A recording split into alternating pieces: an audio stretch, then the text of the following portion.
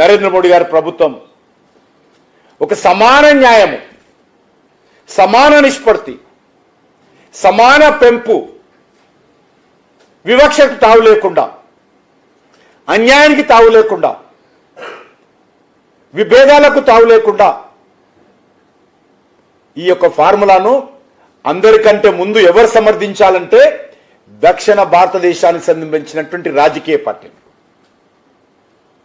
దక్షిణ భారతదేశం అన్యాయం అయిపోతుంది, మేము యుద్ధం చేస్తాము, విడిపోతామని చెప్పడం కాదు. ఈరోజు నరేంద్ర మోడీ గారికి ఫోటో ఈరోజు రాజకీయ పార్టీల ఆఫీసుల్లో పెట్టాలి. ఎందుకంటే ఎక్కడ కూడా అన్యాయం జరగకుండా దక్షిణ భారతదేశానికి ఈరోజు ఏపీ విభజన బిల్లో తెలంగాణకు సంబంధించినటువంటి 119 స్థానాలను 153 స్థానాలకు పెంచాలని ప్రతిపాదించారు కదా. ఏ ప్రాతిపాదికన పెంచారో చెప్పండి. మరి మీరు అప్పుడు చట్టం పాస్ చేశారు కదా, ఏ ప్రాతిపాదికన పెంచారు? ఆంధ్రప్రదేశ్లో పునర్విభజన చట్టంలో 175 నుంచి 225 చేయాలనుకుంటున్నారు కదా.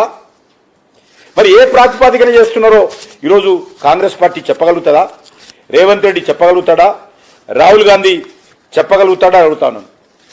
లేదు, వాస్తవ విరుద్ధాలుగా ఆ రోజు మీరు మాట్లాడారు.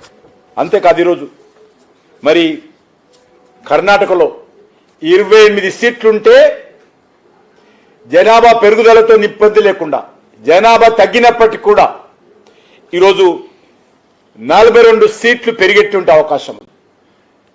28 నుంచి 42 సీట్లు పెరిగెట్టుంటే అవకాశం ఉంది. ఆంధ్రప్రదేశ్లో 25 సీట్లుంటే జనాభా పెరుగుదల తగ్గినప్పటికీ కూడా 38 సీట్లు పెంచేటువంటి అవకాశం ఉంది, పెరిగేటువంటి అవకాశం ఉంది. డిఎంకే పార్టీ నాయకులు స్టాలిన్ గుండె కొట్టుకుంటాడు. ఆయన ఎందుకు కొట్టుకుంటాడో, పీఠాలు కదిలిపోతున్న ఎలక్షన్ తెలంగాణ మెచ్చుకున్నది సరిపోదని ఇంకా ఎవరు బడుగు బలైన వర్గాలు తమిళ ఇదే నిష్పత్తి. రేవంత్ రెడ్డి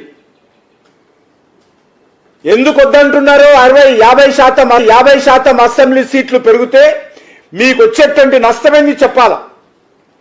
తెలంగాణ రాష్ట్రంలో 50% సీట్లు పెరిగితే అనేక కొత్త యువత పోటీ చేయడానికి అవకాశం ఉంటుంది. అనేక మంది మహిళలు ఈరోజు ధైర్యంగా రాజకీయ రావడానికి అవకాశం ఉంటుంది. ఎందుకు అడ్డుకుంటున్నారు? అందుకే తెలంగాణ ప్రజలను కోరుతా ఉన్నాను, ఈరోజు దీనిపైన మరి వీళ్ళు చేస్తున్నటువంటి కుట్రలు కుతంత్రాలకు వ్యతిరేకంగా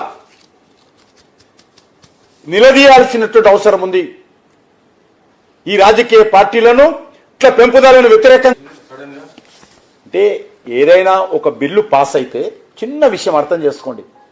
కాంగ్రెస్ పార్టీ నాయకులకు వాళ్ళు తప్పు. నరేంద్ర మోడీ గారు ఏది చేసినా, ఆయన నరేంద్ర మోడీ గారు అడుగు తీసి అడిగేస్తే వాళ్ళకు చెడు కనిపిస్తుంది. నరేంద్ర మోడీ గారు బట్టలు వేసుకుంటే చెడు కనిపిస్తుంది. ఏదైనా పార్లమెంటులో ఒక బిల్ గెజిట్ నోటిఫై కాకుండా అమెండ్మెంట్ చేయడానికి వీల్లేదు. చిన్న విషయం ఇది, చాలా సింపుల్ విషయం ఇది. చెప్తున్న విషయం గెజిట్ పబ్లికేషన్ చేయలేదు. ఈరోజు చేసినాం గెజిట్ పబ్లికేషన్. ఈ యొక్క మహిళల రిజర్వేషన్ బిల్ ఏదైతే పాస్ అయిందో పార్లమెంటులో ఉభయ సభల్లో, దాన్ని ఈరోజు గెజిట్ పబ్లికేషన్ చేసిన తర్వాత మళ్ళీ పార్లమెంటులో బిల్లు అమెండ్మెంట్ చేయడానికి అధికారం ఉంటుంది. కాబట్టి అమెండ్మెంట్ జరుగుతున్నది. కాబట్టి ఈరోజు 4 గంటలకు దానిపైన ఓటింగ్ జరుగుతుంది. కాబట్టి మోడీ గారి ప్రభుత్వం భయపడేటువంటి ప్రభుత్వం కాదు. బిల్లు పాస్ అవుతుంది. బిల్లు పాస్ అయినా పాస్ కాకపోయినా ఈరోజు దేశంలో ఉన్నటువంటి ఆడబిడ్డలు, దేశంలో ఉన్నటువంటి యువత, దేశంలో ఉన్నటువంటి బడుగు బలైన వర్గాల ప్రజలు, దేశంలో రాజకీయాలలో పైకి రావాలని కోరుకుంటున్నటువంటి ఆయా రాజకీయ పార్టీలో ఉన్నటువంటి 2వ తరం యువత ఖచ్చితంగా ఈ పార్టీలకు బుద్ధి చెప్తారు. ఆ విషయంలో అది తప్పైందన్న నేను కూడా తప్పైంది. వీళ్ళందరూ కూడా గతంలో మాట్లాడితే సారీ అన్నారు. అందరు నిన్న ప్రధానమంత్రి గారు స్వయంగా చెప్పారు కదా ఈ విషయము.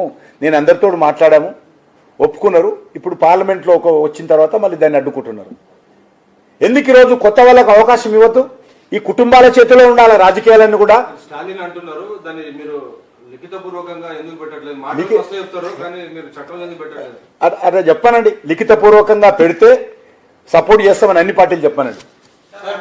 పార్లమెంట్ లో ఏ చట్టమైనా అట్లే ఉంటుంది. 50% మీరు అంటే మాటలు నోటి మాట బిల్లుని అడ్డుకుంటున్నారో, ఎవరెవరు మహిళా రిజర్వేషన్ వ్యతిరేకిస్తారో, ఎవరైతే కొత్త తరం రాజకీయ నాయకులు రాజకీయాలు రాకూడదు అనుకుంటారో, ఎవరైతే తమ కుటుంబాల చేతుల్లో చేతుల్లో రాజకీయాలు ఉండాలని కోరుకుంటున్నారో అందరి విషయం 4 గంటలకు ఓటింగ్ లో బయటపడుతుంది. ప్రజలే దాన్ని చూస్తారు. చేయాల్సిన అవసరం లేదు. ఇప్పుడు ఆ రోజు కూడా మాయం చేయలేము. మేము అన్ని పార్టీలతో మాట్లాడాము. దేశ భవిష్యత్తు దృష్ట్యా, దేశ రక్షణ విషయం దృష్ట్యా అలాను ఏకం చేశాము. ఈ రోజు కూడా ఆ ప్రయత్నం చేశాం. మేము ఇంకా చేస్తున్నాం, జరగాలని కోరుకుంటున్నాం. అబ్సల్యూట్లీ. ఈ రోజు మహిళా రిజర్వేషన్ విషయంలో కొత్త తరం రాజకీయ నాయకులకు, బడుగు బలైన వర్గాలకు అవకాశం ఇచ్చే విధంగా ఈరోజు నరేంద్ర మోడీ గారు అసెంబ్లీ సీట్లు, పార్లమెంట్ సీట్లు పెంచేటువంటి ప్రయత్నంలో ఎవరైతే అడ్డుకుంటారో వాళ్ళు ఖచ్చితంగా